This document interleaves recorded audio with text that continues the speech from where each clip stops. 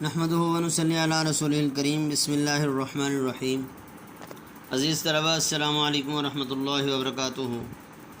آج کی اس ویڈیو کے اندر ہم پیج نمبر 123 صفحہ نمبر 123 پیراگراف نمبر 12 پڑھیں گے۔ تفہیم عبارت نمبر 12 پیراگراف دیکھیں۔ دنیا کے ادب میں ڈرامہ ایک نہایت قدیم صنف ہے۔ اردو میں ڈرامے کی ابتدا 1853 یعنی 1853 میں امانت کی اندر سبھا سے ہوتی ہے۔ امانت کی اندر سبھا، یہ امانت آدمی کا نام ہے اور اندر سبھا ڈرامے کا نام ہے۔ امانت کی اندر سبھا۔ لیکن جدید ڈرامے کا تصور بعد میں انگریز کی وساطت سے آیا، یعنی اس کے ذریعے سے آیا۔ اردو ڈرامے کے پیشرو کی حیثیت سے رہس کا ذکر ضروری ہے۔ پیشرو آگے چلنے والا، یعنی اس کو مقدم کرنے کے لیے، اس کو آگے چلانے کے لیے رہس کا ذکر ضروری ہے۔ اس دور میں ڈرامے پر شاعری، رقص و سرود اور موسیقی کا غلبہ تھا۔ 19ویں صدی کے آخر تک یہی سلسلہ رہا۔ بعد میں آغا حشر نے کچھ انگریزی ڈراموں کے ترجموں اور کچھ تبازات ڈراموں سے اس میں زندگی کا حقیقی خون دوڑانے کی کوشش کی۔ 20ویں صدی کے پہلے ربوع میں، پہلے ربوع یعنی چوتھا حصہ، ربوع کہتے ہیں چوتھے حصے کو، 20ویں صدی کے پہلے ربوع میں یعنی پہلے 25 سالوں کے اندر مکفہ مکالموں کا زور رہا، بلکہ عبدالحلیم شرر نے انگریزی کے تتبع میں نظم معرہ کی صورت میں چند ڈرامائی نمونے پیش کیے۔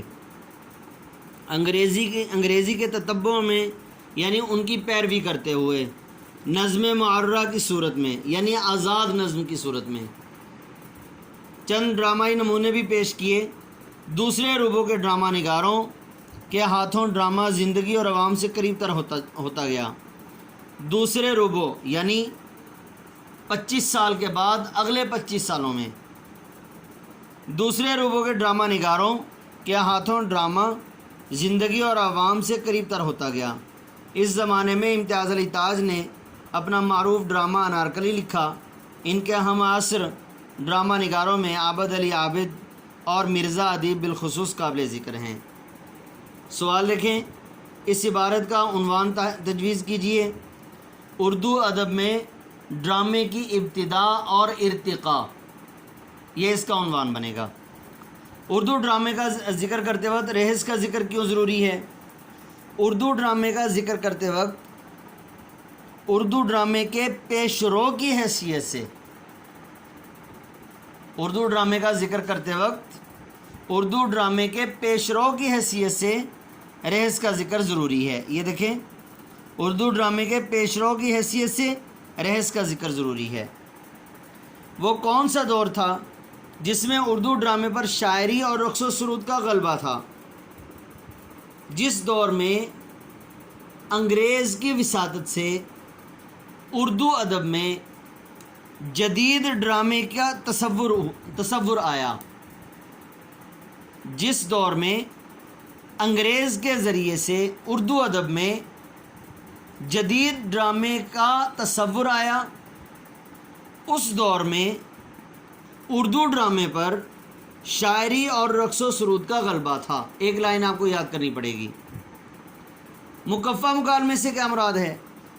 مکفہ مکالمے سے مراد ایسا مکالمہ جس میں قافیہ کا خاص اہتمام کیا گیا ہو، یعنی